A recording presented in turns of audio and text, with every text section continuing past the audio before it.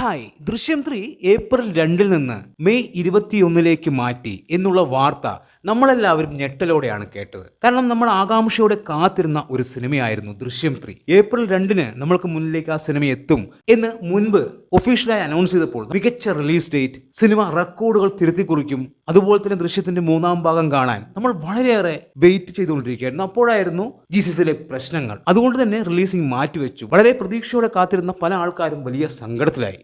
പക്ഷെ ഇപ്പോൾ ആശീർവാദ് സിനിമാസ് പുതിയ ഒരു കാര്യം പുറത്തുവിട്ടിരിക്കുകയാണ്. അതായത് ഏപ്രിൽ 10 ദൃശ്യം 2 തിയേറ്ററുകളിലെത്തും എന്നുള്ളൊരു കാര്യം. ദൃശ്യം 3 അല്ല, ദൃശ്യം 2.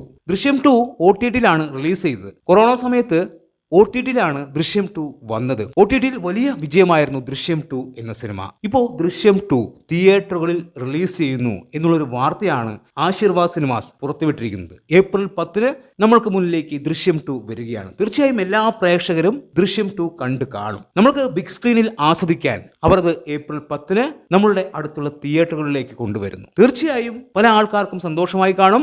മികച്ച ഒരു പ്രതികരണം ദൃശ്യം 2 കിട്ടും എന്നുള്ളത് ഉറപ്പായിട്ടുള്ള കാര്യമാണ്. ഒരു റിലീസ് വരുന്നത് പോലെയല്ല ദൃശ്യം 2 വരുന്നത്. ആദ്യമായിട്ടാണ് ദൃശ്യം 2 തിയേറ്ററുകളിലേക്ക് വരുന്നത്. എന്തായാലും ഇതൊരു നല്ല കാര്യമായിട്ടാണ് എനിക്ക് തോന്നിയിരിക്കുന്നത്.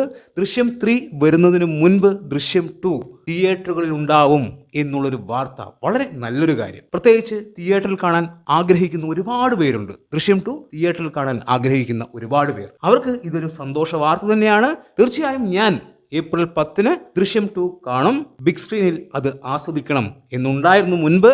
അത് അന്ന് സാധിച്ചില്ല. ഇപ്പോൾ അത് നമ്മൾക്ക് മുന്നിലേക്ക് എത്തുന്നു. തീർച്ചയായും തിയേറ്ററിൽ പോയി തന്നെ ദൃശ്യം 2 കാണും. എന്തായാലും ആശീർവാദ് സിനിമാസിനും ലാലേട്ടനും ജിത്തു ജോസഫിനും അഭിനന്ദനങ്ങൾ ഇങ്ങനെ ഒരു തീരുമാനം എടുത്തതിന്. അപ്പോൾ അത്രയേ ഉള്ളൂ. വീഡിയോ ഇഷ്ടമായാൽ നമ്മുടെ ചാനൽ സബ്സ്ക്രൈബ് ചെയ്യുക. അഭിപ്രായങ്ങൾ കമന്റായി രേഖപ്പെടുത്തുക. പുതിയൊരു വീഡിയോയുമായി കാണുന്നവരെ ബൈ ബൈ.